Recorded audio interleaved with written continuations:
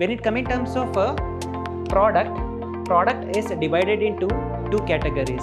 One is merchandise good, second one is services. It is a specified application that is given by a particular banks for the benefit of their customers, so which can be used either by tablets or a cell phone, that we call it as a mobile banking. The concept of digital banking had contributed by banking system for the benefit of customer. It had started in 1990s to 2000. The real transaction that is going to happen had started in the digital era, that is from 2010, after the invention of smartphones. Okay, so after the invention of a smartphone in India, they had started using some kind of a digitalized applications that is going to benefit for the operations of a banking.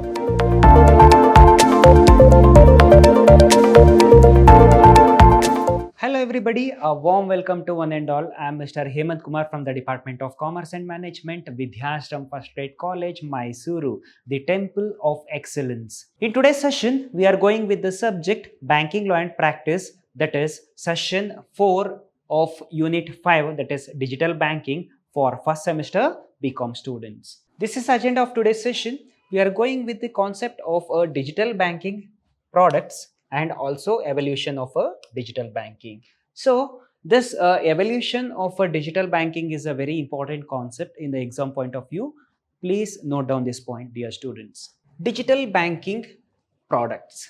So as I explained the concept of digital banking in the earlier sessions, okay, so this digital banking means digitalizing all banking operations. So whatever the operations that is going to routine operations that is going to happen in a bank physically, that is going to happen through virtually, that we call it as a digital bank using a internet. And also it had substituted the traditional practice towards a modern practice or online practice, right? So when it comes in terms of a digital banking, it had replaced, it is a substitute of a traditional banking system. So in terms of traditional banking system, as I explained in an earlier session, so we are supposed to physically visit a bank. In terms of a digital banking system, all the transaction that is going to happen virtually through the use of internet, eliminating a customer's need to visit a bank. So it is going to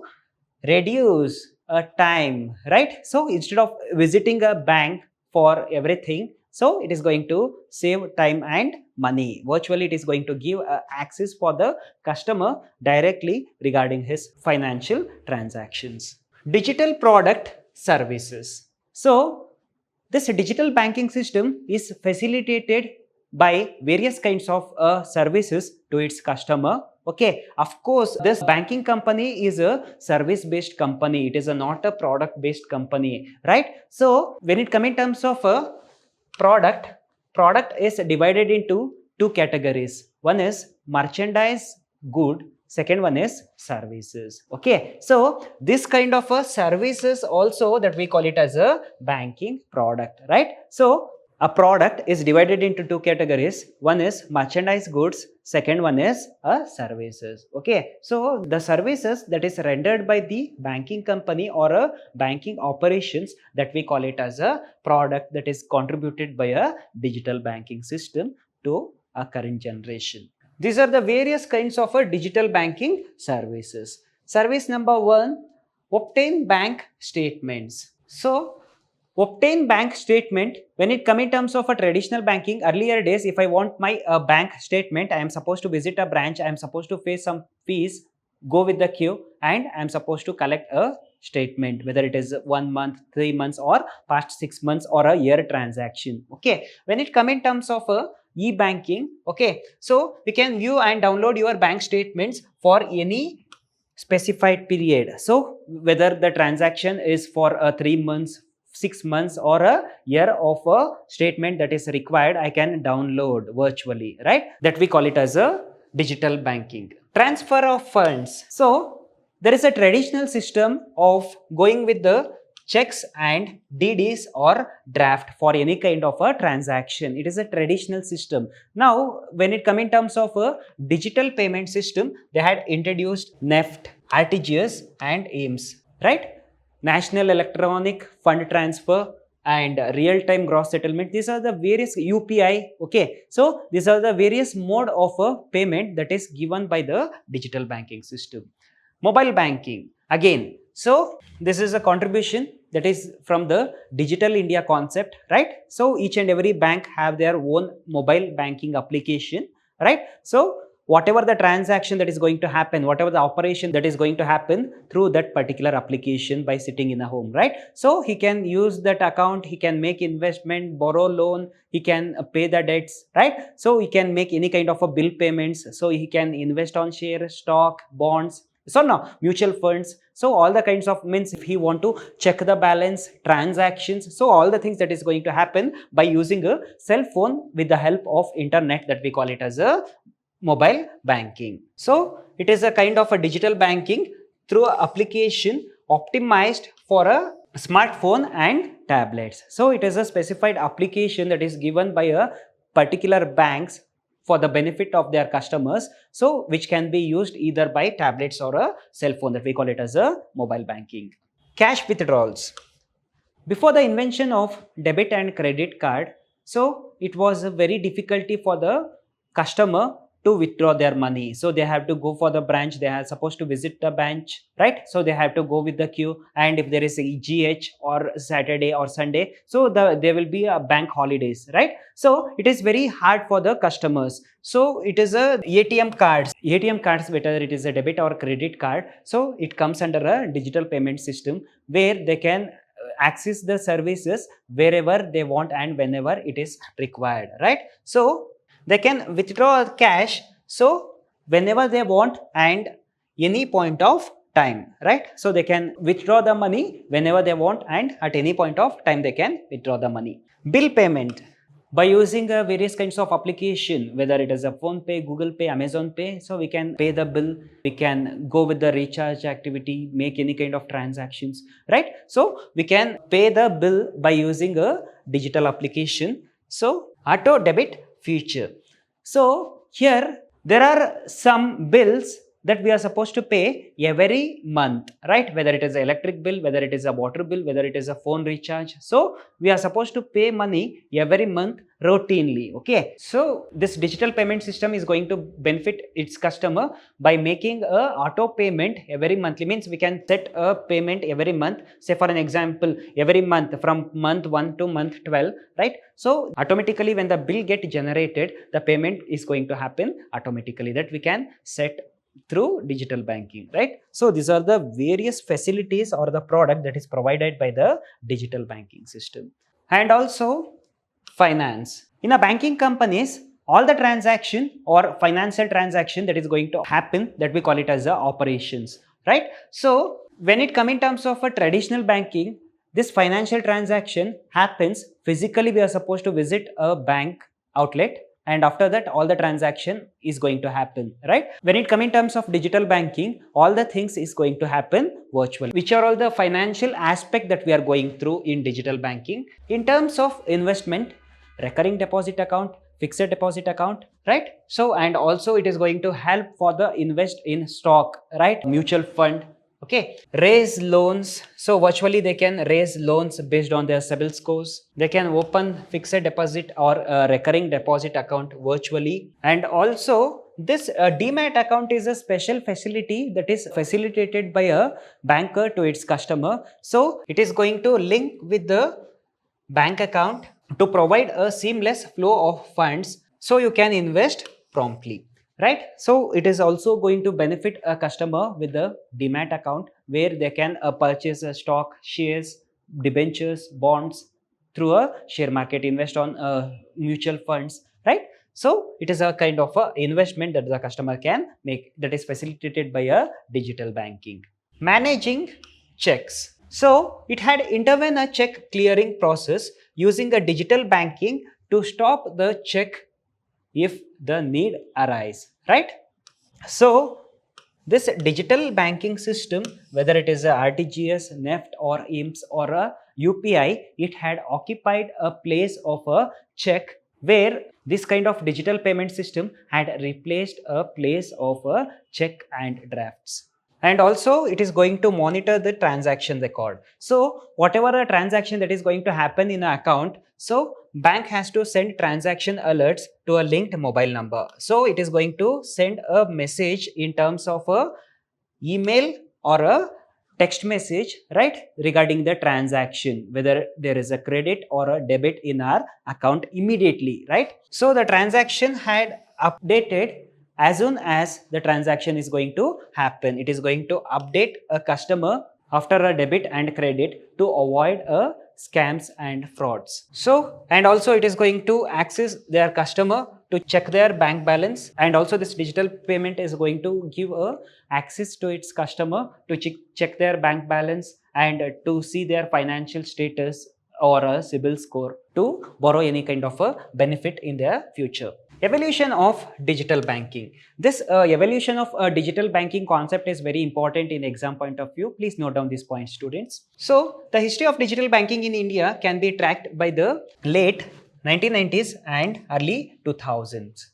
The concept of digital banking had contributed by banking system for the benefit of customer. It had started in 1990s to 2000, where it had started with the flow of the internet and also by sending the alerts to the customer. Means earlier days, so there was no smartphones in 1990s or 2000s in India. Okay, so they were sending a text message to their registered mobile number. They used to send notifications regarding the transactions, right? So there was a invention, and also during that period itself, a ATM card had introduced in India, whether it is a debit or credit card. Okay, so they have access to withdraw the money whenever it is required at the beginning. And during that period itself, the online banking started gaining the attention of customers. So the invention of digital banking had introduced. Then when the concept of digital banking had introduced, at the beginning itself, the concept of online banking had grabbed the attention of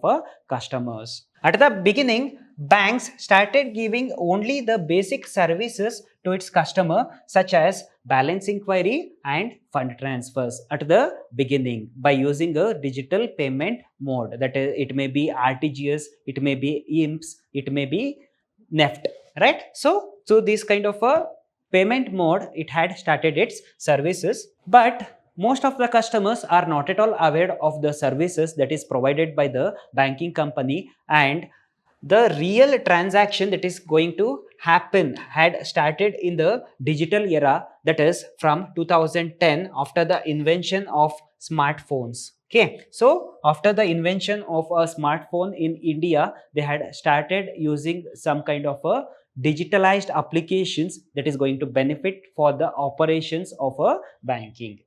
After 2010, this digital banking allow all their customer to use digitalized applications so that they have a access of their account, all the transaction that can happen through virtually by installing a banking applications which allow customers to go with banking transactions with their smartphones.